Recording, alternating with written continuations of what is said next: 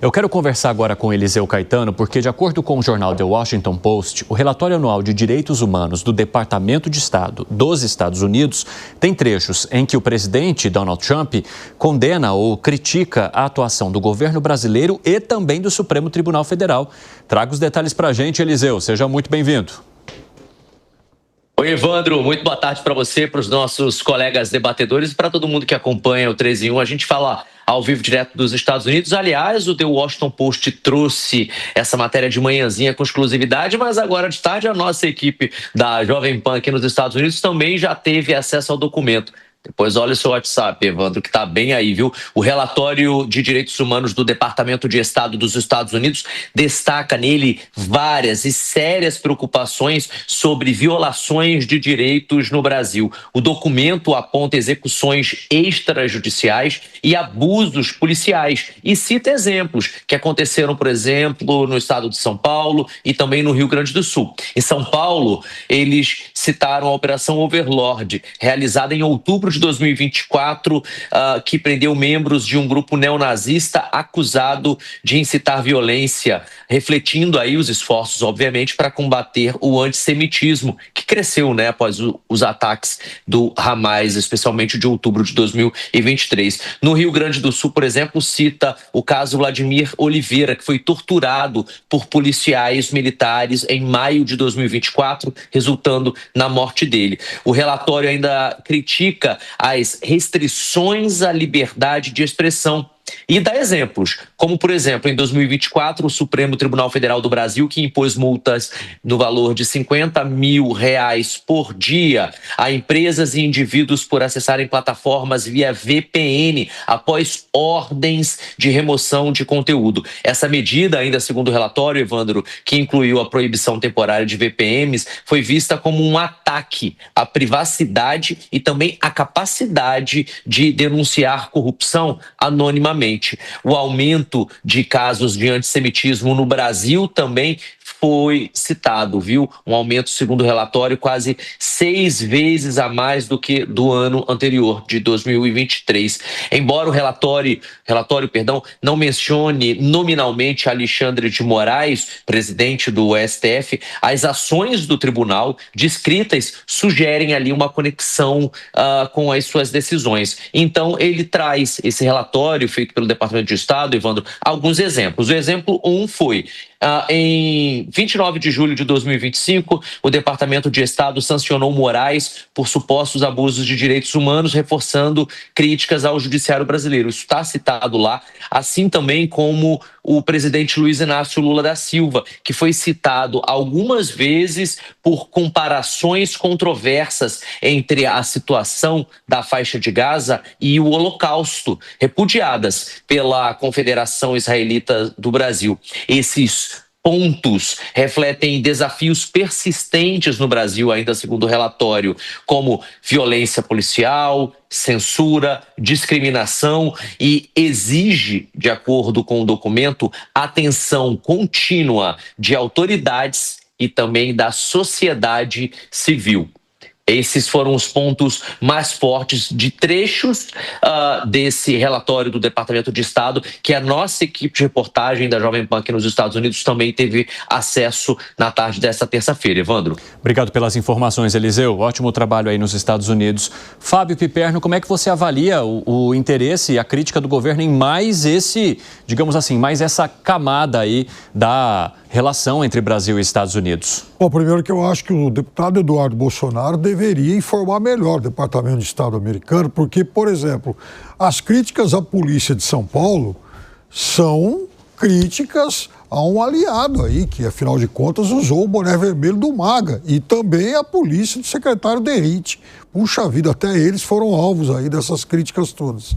Em relação ao comentário que o presidente Lula fez, a comparação com o Holocausto, a comparação foi muito ruim, e a gente falou sobre isso naquele momento, só que o presidente acertou quando ele falava de genocídio em Israel, de assassinatos em série, coisa que, aliás, depois de um ano e pouco, boa parte do mundo e principalmente os países da Europa concordam com a posição do governo brasileiro. A Europa está fazendo críticas ainda mais severas. E eu imagino o seguinte, que se há um documento com críticas à violência policial aqui do estado de São Paulo, do sul do país, enfim, eu imagino que o Departamento de Estado também não deva ter produzido de toneladas de documentos sobre o que acontece na faixa de Gaza.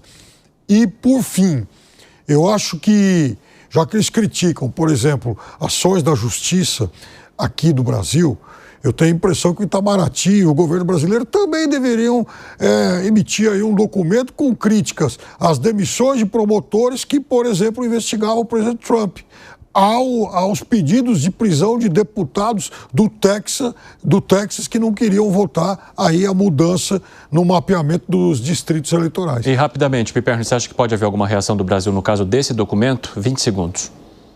Eu acho que vai haver alguma reação protocolar e agora eu estou ansioso para saber qual vai ser a reação do governo de São Paulo, que foi citado. Eu tenho aqui mais uma participação antes da gente fazer um breve intervalo aqui no nosso 3 em 1. Pode jogar aqui no nosso telão, por favor. Cadê? A Imaculada Moura. O tarifaço é resultado de palavras do presidente contra Trump e seu desejo de substituir o dólar. Daqui a pouco a gente vai analisar, então, a opinião da Imaculada. Obrigado pela tua participação, viu, Imaculada? Ô, Bruno Musa, como é que você avalia os vários pontos que os Estados Unidos, a partir do governo de Donald Trump, têm buscado criticar na política, no comércio e, inclusive, na justiça brasileira? Principalmente essa estaria meio que fora ali de uma atuação ou de uma sanção norte-americana. Mas o movimento agora é o contrário, inclusive com punição por meio da Lei Magnitsky de um ministro do Supremo Tribunal Federal. Pois é, eu vejo muito parecido com o que a nossa telespectadora ouvinte colocou aí no quadro antes de irmos para o intervalo, Evandro. Eu acho que a Lei Magnitsky, ela é uma lei nos Estados Unidos. E ela foi criada num governo democrata, sancionada num governo democrata, e, portanto, isso traz algumas reflexões. A lei é lá para aqueles que transgridem os seus direitos em outros locais, ou até mesmo nos Estados Unidos, como de direitos humanos, mas que tem como pano de fundo colocar americanos e empresas americanas em problemas. E os problemas aqui nesse caso foram justamente as censuras, as eventuais censuras a empresas americanas e a cidadãos americanos. Lembremos que a Starlink passou por problemas no Brasil, o X ficou fora do ar e são pouquíssimos países onde o X não fica no ar. Chegamos ao ponto de proibir VPN. Veja, algumas atividades importantes da economia precisam do VPN. Nós chegamos ao ponto de aplicar uma multa de R$50 mil por dia para quem aplicasse VPN, para quem usasse o VPN aqui no Brasil. Um despropósito por completo, um excesso que já foi colocado, não por mim que não sou advogado, mas por tantas pessoas, operadores do direito. Portanto, fica muito claro para mim que parece que queremos, mais uma vez, terceirizar ou nos vitimizarmos das ações que nós mesmos estamos fazendo. O Alan fala uma coisa que eu gosto muito. A realidade é como é. O mundo é como é e tem certas coisas que, por mais que hoje em dia queiram relativizar, certas coisas não se relativizam. E uma delas é que nós sofremos as consequências dos nossos próprios atos. Os atos que nós praticamos aqui, quando eu falo nós, estamos falando de alguns poucos burocratas de turno. Colocaram americanos em problemas, desrespeitando uma lei importante para o americano. Infelizmente, no Brasil, nós não temos essa questão cultural de respeitar a liberdade de expressão no outro. Eu não estou falando só agora, não. Estou falando historicamente no Brasil aqui. Me parece que nós não levamos em consideração, não é respeitada essa propriedade privada que é a liberdade de expressão das pessoas, diferente dos Estados Unidos. E nós acabamos com isso de diversos atores, cidadãos e empresas americanas. Portanto, a lei lá respinga aqui. E justamente quando ela começa a ir no CPF, nas pessoas, ela na minha opinião, extremamente efetiva. Vale lembrar da reunião que banqueiros importantes tiveram essa semana lá em Brasília com ministros do STF, falando que eles não conseguem não rastrear o Pix, ou seja, automaticamente o sistema Pix rastreia se alguém é sancionado pela lei Magnitsky e acaba colocando uma posição dos bancos onde eles não conseguem sequer atuar. É automático esse rastreamento. Portanto, a coisa está escalando, está partindo para outros países. Se aqui internamente a gente não consegue mais recorrer a ninguém, porque, de novo, quem vigia o vigilante e quem vigia o vigilante aqui é o próprio vigilante, a gente recorre a organismos internacionais ou países internacionais e começa a reverberar em jornais que, veja bem, sequer apoiaram Donald Trump ou sequer apoiaram Jair Bolsonaro nas últimas eleições. Então a coisa está escalando e, reitero mais uma vez, passaram todos do ponto de não retorno. Agora é ver a coisa crescer e quem é mais forte. Eu tenho o meu palpite. Qual é o seu palpite, hein, Bruno Musa? O meu palpite é que o Brasil é a ponta mais fraca na corda, indiscutivelmente, e que mais cedo ou mais tarde eles começarão a ceder de uma maneira ou de outra. Lembra poucos dias atrás, Evandro, quando começaram as tarifas que o Lula vinha a público e falava muito forte sobre a retaliação? Agora não se fala mais tanto assim, né? Talvez tenham começado a pensar que a possibilidade, a chance de ganhar de alguém muito mais forte é praticamente nula. E para você, Zé Maria Trindade? Olha, a Constituição brasileira, ela é muito clara quando fala das relações institucionais, né? Preservando a autodeterminação dos povos e a paz. Então, esta é a nossa cultura e sempre foi.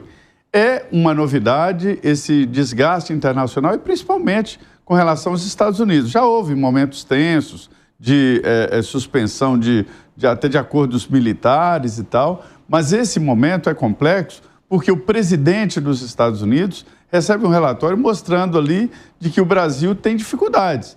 E ele vai acreditar em quem? No relatório.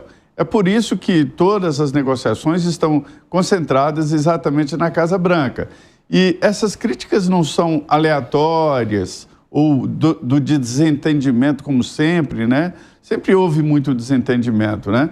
E, para se ter uma ideia, quando decretou a intervenção na segurança de Washington, o presidente norte-americano citou Brasília. Então, ele tem dados sobre o Brasil. Aliás, isso provocou uma grande reação aqui. Há dados equivocados lá sobre segurança. Segurança tem que ser por 100 mil habitantes, né? Aí, Brasília é muito mais segura, inclusive, do que o Washington.